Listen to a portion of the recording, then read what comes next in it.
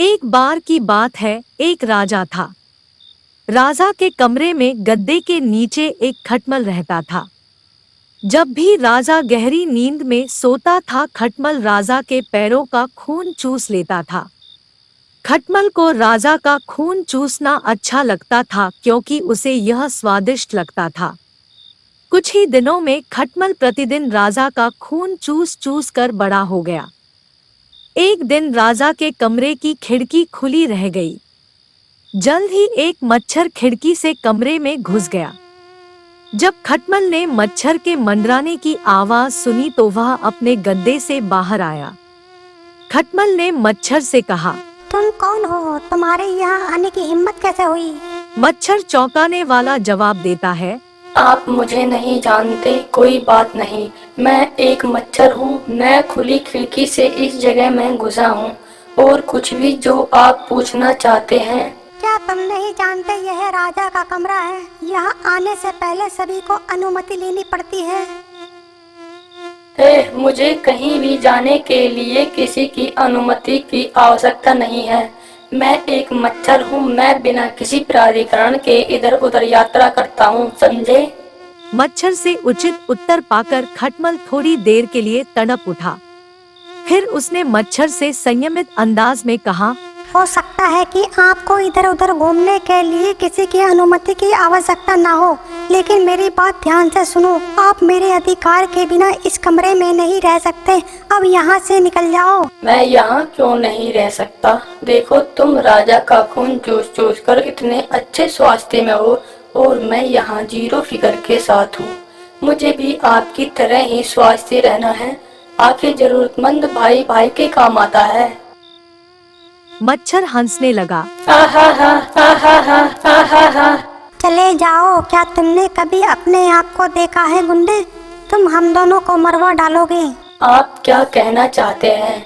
क्या हमें राजा का खून चूसने के लिए विशेष तैयारी करनी होगी? मूर्ख मच्छर, हमें उसका खून चूसते समय बहुत सतर्क रहने की जरूरत है। राजा को तभी डंक मारना चाहिए जब वह गहरी नींद में हो। क्या ऐसा है? बहुत खूब। आपके पास बहुत अच्छा अनुभव है। खटमल शेखी बघारता है, एक बात और बता दो, राजा को पैर के नीचे ही डंक मारना होगा जिससे कि वह जाग ना जाए। इस तरह रात भर हम सब्र से खून चूस पाएंगे। मच्छर हैरान होकर जवाब देता है, सच में यार? हाँ, जब राजा जागता है तो वह अपना स्थान बदलता है। यह तब होता है जब किसी को ओसारा लेना होता है। बहुत बढ़िया मेरे दोस्त, आपने मुझे उसका खून चूसने का एक शानदार तरीका बताया है। बहुत अच्छे। खटमल चौंक कर कहता है, क्या तुम राजा का खून चूसने की योजना नहीं बना रहे हो? आपस में बहस करने से कोई लाभ नहीं है। मैं यहाँ सदा के लिए निवास करने वाला नहीं हूँ। बस मुझे आज रात के लिए राजा का खून चूसने की इजाजत दे दो। जब मैं उसका खून चूस लूंगा तो मैं अपने आप चला जाऊंगा। खटमल ने माना कि मच्छर ने क्या कहा। फिर कुछ देर बाद बोले, ठीक है, लेकिन उन्हीं नियमों का पालन करना याद रखना जो मैंने तुम्हें बताए हैं, नहीं तो हम दोनों बड़ी मुश्किल में पड़ जाएंगे। ठीक है, जिस तरह से आपने मुझे बताया है मैं उसका खून चूसने जा रहा हूँ। खटमल और मच्छर फिर राजा के आने का इंतजार करते हैं। जब राजा अपने कमरे में दाखिल हुआ और बिस्तर पर लेटा तो मच्छर उसका खून चूसने के लिए उत्तेजित हो गया। मच्छर का उत्साह इतना बढ़ गया कि उसने राजा के गहरी नींद में जाने की प्रतीक्षा भी नहीं की। मच्छर गद्दे से बाहर निकला और राजा के हाथ के पिछले हिस्से में डंक मार दिया। राजा व्याकुल होकर उठा और ऊंचे स्वर में बोला, सिपाहियों, जल्दी से यहाँ आओ। मेरे बिस्तर में कुछ कीड़ा है, इसे खोजो और मार डालो। पहरेदार जल्दी से आए और कीट को खोजने लगे। उन्हें गद्दे के नीचे खटमल पड़ा मिला। खटमल की भयानक मौत हुई।